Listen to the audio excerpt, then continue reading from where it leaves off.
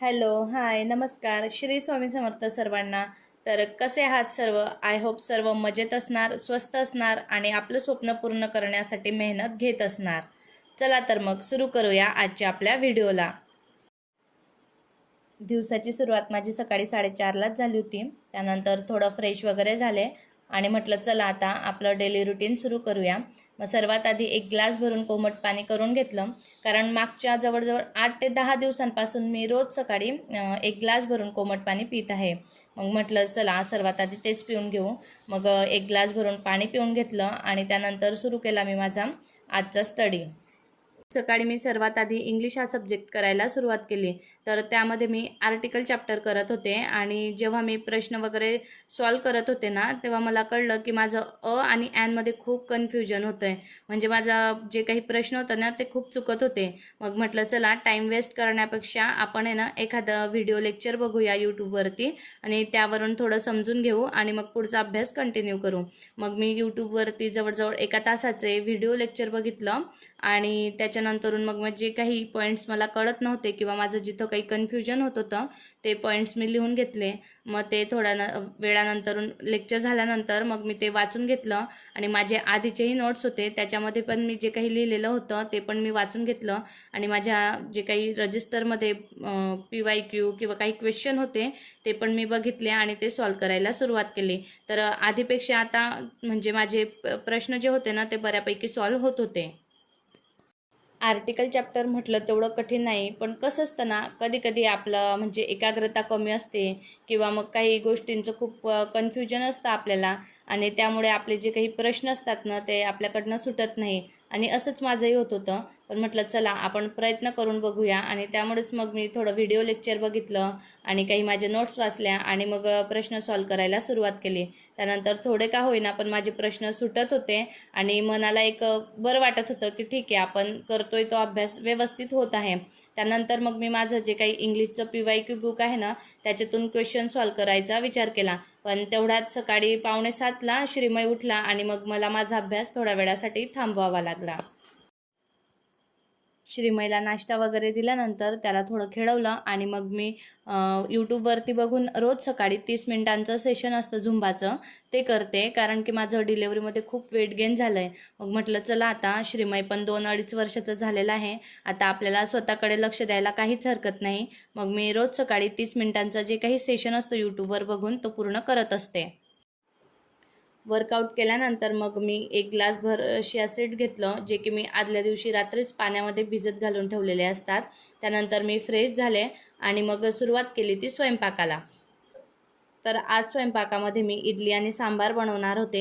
त्यासाठी मी थोडं चिंच आणि गूळ आधीच थोडं पाण्यामध्ये भिजत घालून ठेवला आणि मग त्यानंतर एका साईडला सांबार बनवून घेतला आणि साईडला इडली पण बनवून घेतल्या. त्यानंतर सर्वांनी छानपैकी जेवण केलं आम्ही आणि मग जेव्हा दुपारी श्रीमय झोपला तेव्हा परत मी माझ्या अभ्यासाला सुरुवात केली.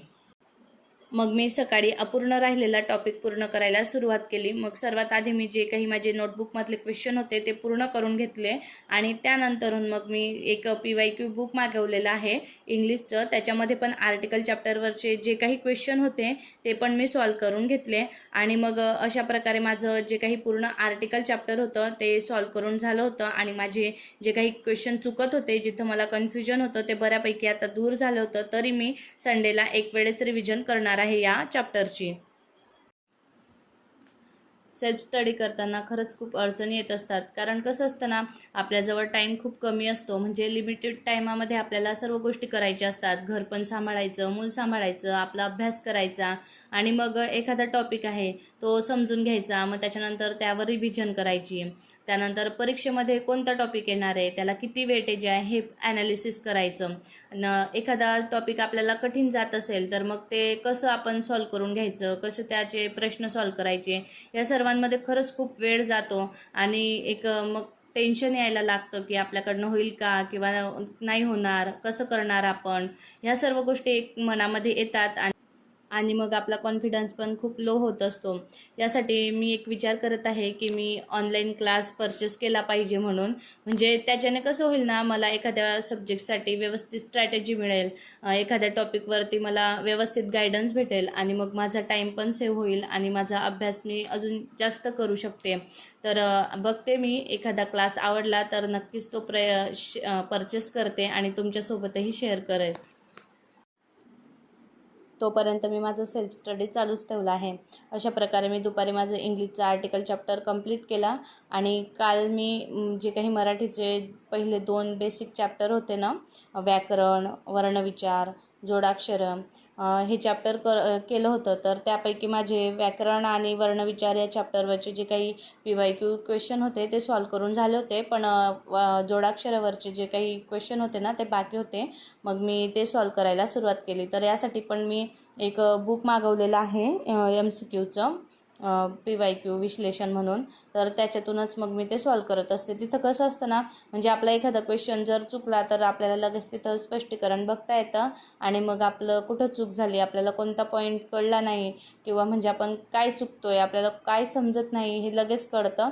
म्हणून मी शक्यतो जिथं स्पष्टीकरण असतं असेच बुक घेत असते.